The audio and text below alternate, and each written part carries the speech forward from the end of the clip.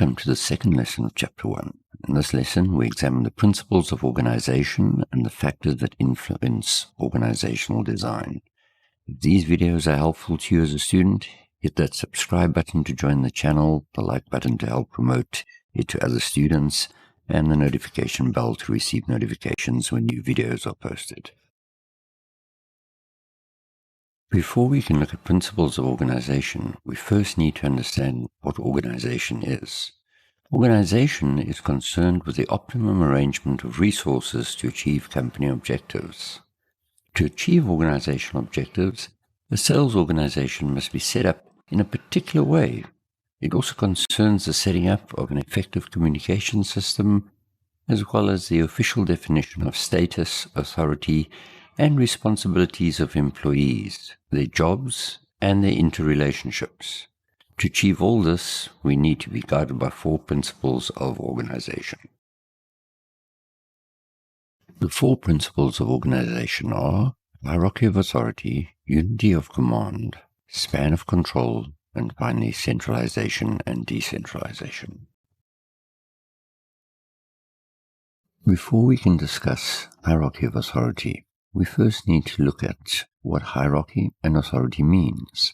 A hierarchy simply is an organizational system that ranks people or things according to their importance and authority. Students often think of a hierarchy and they just think of Maslow's hierarchy of needs. They even describe it as a pyramid. Authority, on the other hand, is the power that a person or organization has to give orders that others are expected to obey.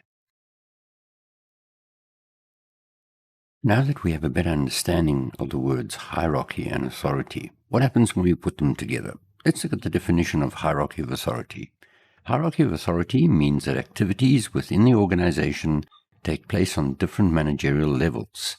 Each activity or function falls under the control of a manager with certain authority and responsibility assigned to him or her regarding their specific managerial level. Now, each manager is accountable to the manager above them. They report to them, who has more authority and responsibility than them. In the same way, each manager delegates part of their authority or responsibility to people below them. We'll talk more about delegation a little bit later.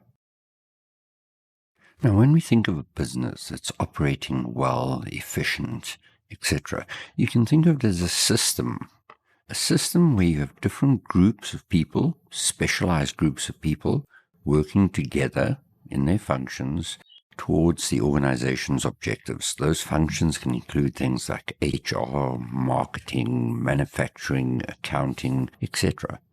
An important concept in business design is we design a business around the activities that need to be done, the tasks that need to be performed, and not around people. So we first ask what job needs to be done, and then we find the person to do that job.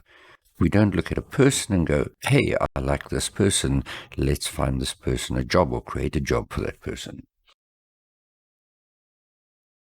Now that we know what hierarchy of authority is, we need to ask ourselves, why is this important? Well, there are 2 objectives to hierarchy of authority. The first objective is the delegation of work, spreading work amongst those below you. And secondly, promoting the specialization of labor, meaning letting people do that which they are really good at. Throughout our discussion of hierarchy of authority, we've mentioned delegation. Delegation means that a higher person, usually with a higher authority and responsibility, assigns some of his or her responsibility to another person below them. Let's take a closer look at our example and see how this works.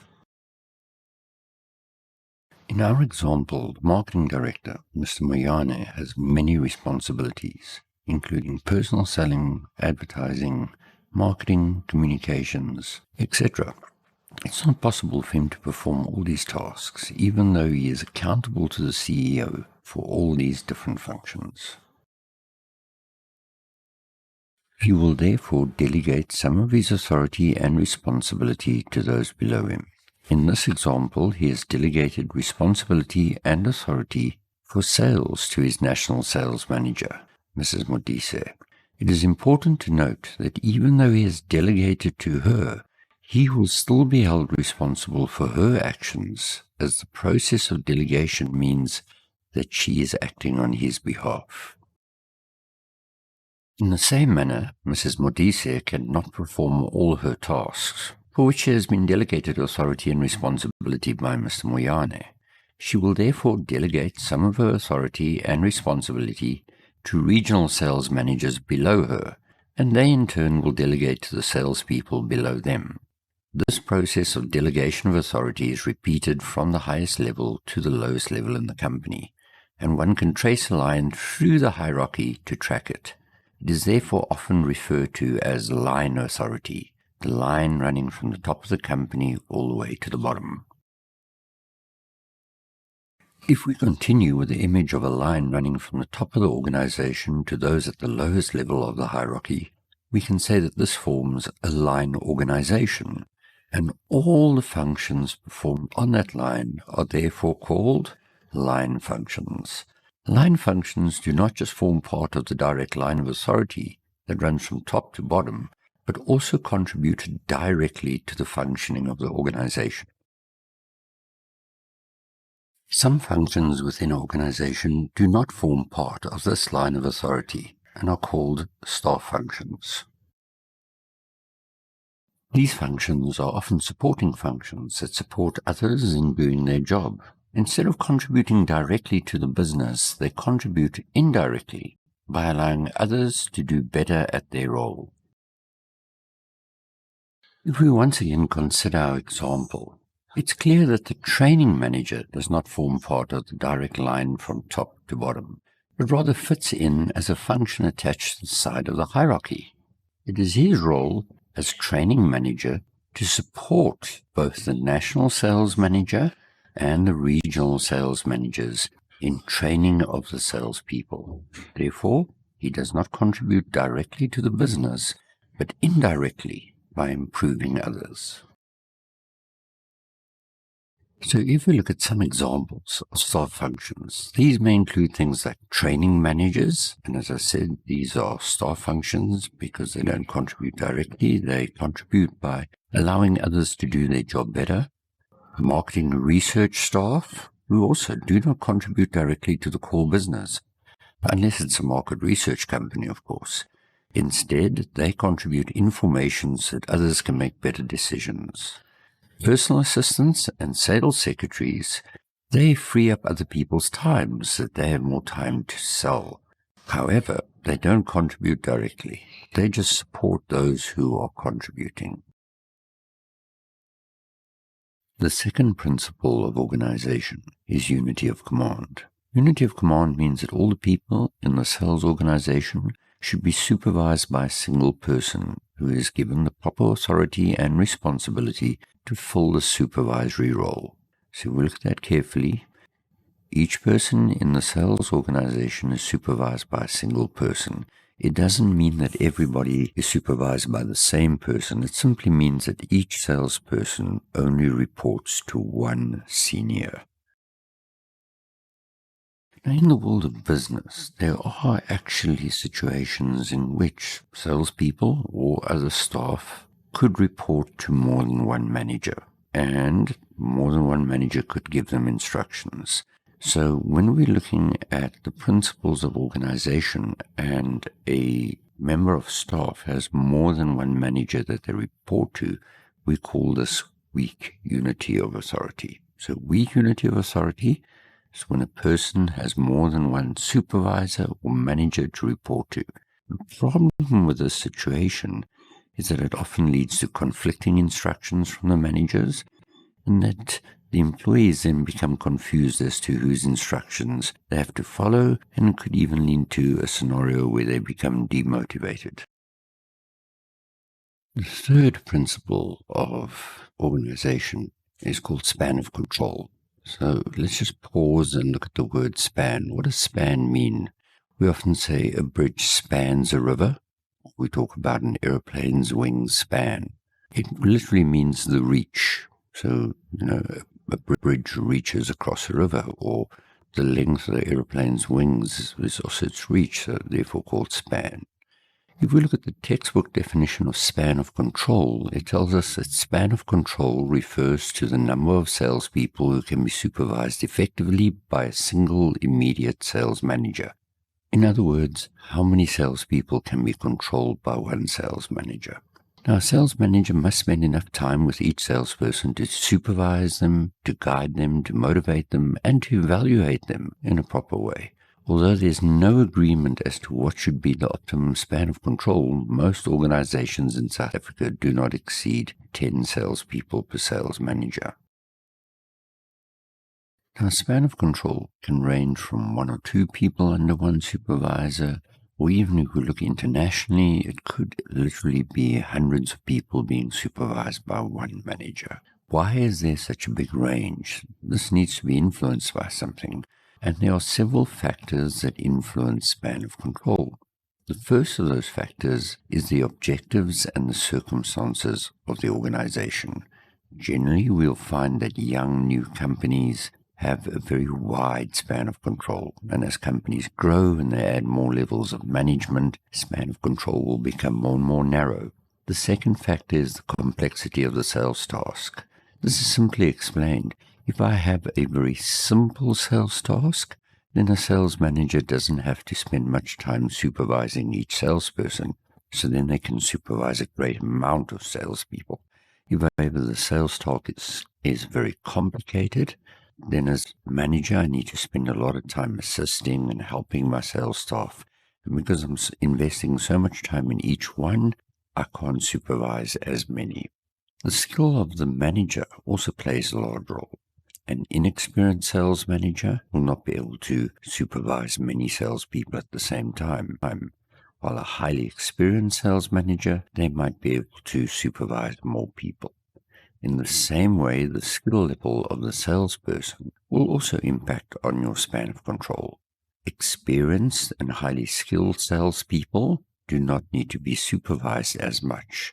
New salespeople will need a lot of assistance, supervision, training from the sales manager, and therefore, once again, the span of control will shrink. We also have to look at the other tasks that a sales manager has to do and ask the question, how much of their time does the sales manager have available to spend on supervision of their sales staff?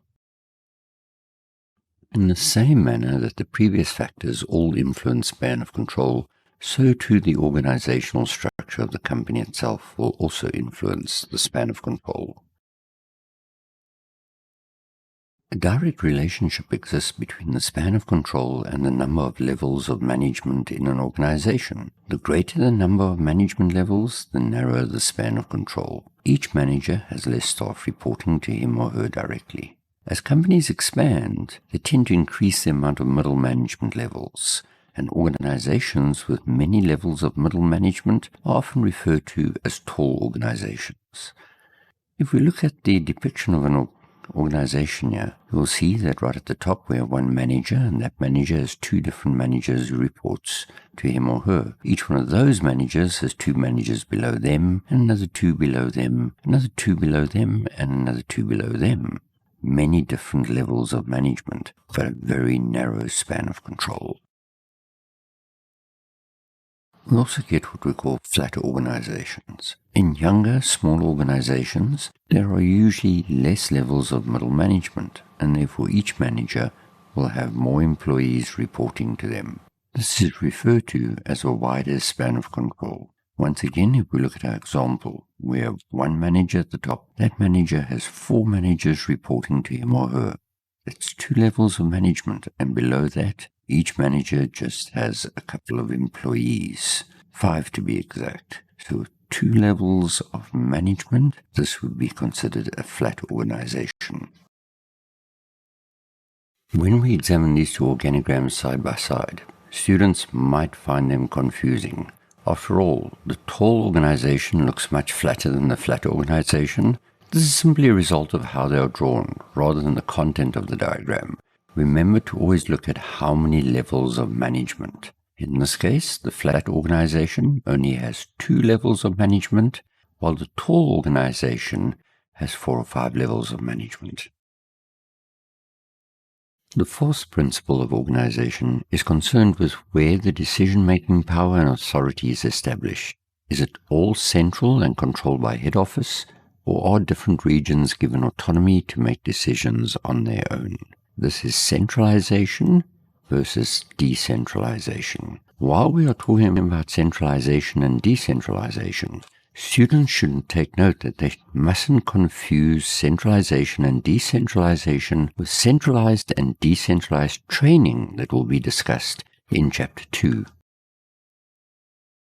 So what is a centralized organization? In a centralized organization, the responsibility and authority for decision-making are concentrated at higher levels of management. That means usually head office. How does this impact on our sales staff? Well, in a centralized organization, your sales staff will be administered and supervised directly from the company's head office, maybe by a national sales manager. That will include all the different functions such as recruitment, selection, training, compensation, and evaluation. An exemption to this rule is smaller companies. Smaller companies often only operate on a regional basis, have one office, a small sales force, and they tend to be centralized because that regional office is their head office. There are many advantages to centralization. Firstly, the company can exercise maximum control over sales activities. This is because all sales activities are generated from one central point. All decisions, all strategies, all training is the same for everybody. The second advantage is that your strategic decisions can be made faster and be implemented sooner, mainly because everybody's following the same plan. Different regions aren't making their own plans. It also brings about various cost savings due to less levels of management at your different provincial or regional offices. Other parts of the business cannot become too independent and move in their own direction, and it also allows for greater specialization. Centralization also allows us to better use the talents of top executives. There are also fewer coordination problems because all operations are integrated, meaning everybody's doing the same thing. A strong and coordinated top management develops, seen from one hymn sheet, all working according to the same plan. And finally, there's less duplication of functions and facilities, such as management, sales secretaries, training staff, etc. Centralization also has several disadvantages. The first is that centralized organizations are more bureaucratic and it adds more layers to the hierarchy. Secondly, top management is not close to customers and therefore they're not in touch with those customers' needs. This means that often their plans might not be in line with what customers want. It also makes your decision-making less flexible, and centralized power and authority may also be abused. Because decisions are made at top management level, there could be delays in decisions regarding the regions. Also, the success of the organization depends on the competence of the top executives. If the top executives are not on top of the game, this will affect the entire organization. Finally, lower-level managers do not get an opportunity to develop their managerial skills. Next, we will discuss decentralization. In a decentralized organization, the responsibility and authority for decision-making are delegated to the lower levels of management, usually regional officers. In this case, the administration and supervision of the organization's sales staff are done directly by the company's regional or branch manager. So what are the advantages of decentralization? Firstly, the firm can cultivate its market more intensively. This is usually due to the fact that we come up with strategies that are customized for each region, allowing us to target them better. Travel time and expenses are reduced, as salespeople no longer need to travel to head office for training, etc. Your supervision and client services are improved because your supervision is local, where the salespeople are. Your sales force morale is also increased because their motivation comes from their regional sales manager and not via the telephone from national office. The workload of top executives is also reduced. Decentralization also brings great benefit to lower-level managers. It feeds the need for independence, participation, and status, improving the morale and job satisfaction. Decisions can be made quicker at lower levels as employees have the chance to make decisions using their own judgment, and span of control is wider and the hierarchy is flatter. Decentralization, of course, also comes with disadvantages. The first is that your administrative expenses are increased. This is due to duplication of administrative functions in each region that you operate. Secondly, the organization may struggle to coordinate its departments or divisions. This is mostly due to the autonomy that the different regions have. Procedures may be inconsistent because each department may have the authority to make its own policies and procedures. And finally, work allocation and performance evaluations are often inconsistent due to the fact that different managers evaluate people differently. When designing an organizational structure for a company, we cannot do so without taking into consideration both the internal and external environments. So in the next section, we will look at those factors that influence organizational design. The first factor is the company's long-term objectives. Examples may include things like increasing market share, increased profitability, improved client service, increased market size, and expanding into new markets. The nature of the product or service will also impact the organizational structure. We have previously learned about different types of products that include convenience products, shopping products, specialty products, unsought products, and services. The size and role of the sales force is another factor that drives organizational design. Large sales forces will have a different organizational structure to smaller sales forces. In the same way, the type of selling will also have an impact. Here we generally recognize several different types of selling: route salespeople, missionary selling, internal sales, external sales, lead generation sales, business development, account managers, and key account managers. The geographic location of our clients will also impact on our organizational design. Here we should ask questions like, are our clients geographically centralized? In other words, are they all in one area, Durban, Cape Town, etc., or are they decentralized, spread all over the country? We also need to consider whether our clients that are in different industries are grouped together. We also need to consider the nature and extent of client service. This includes things like, will the product need to be delivered? Will the product need to be installed by the company? Will the client need to be trained on how to use the product correctly? And finally, will the product need to be serviced and maintained? All these things can have a big impact on how we arrange our organization. We also need to consider the types of distribution channels that our company will use. Distribution channels have been covered extensively in marketing, so feel free to revisit your notes on distribution channels. The last factor to consider is the general cost policy of the company. These deal with a company's approach to costs with regards to things like travel costs, promotional costs, gross profit, and net profit margins. This concludes our lesson on principles of organization. In the next lesson, we will unpack the different types of specialization and how they influence organizational structure.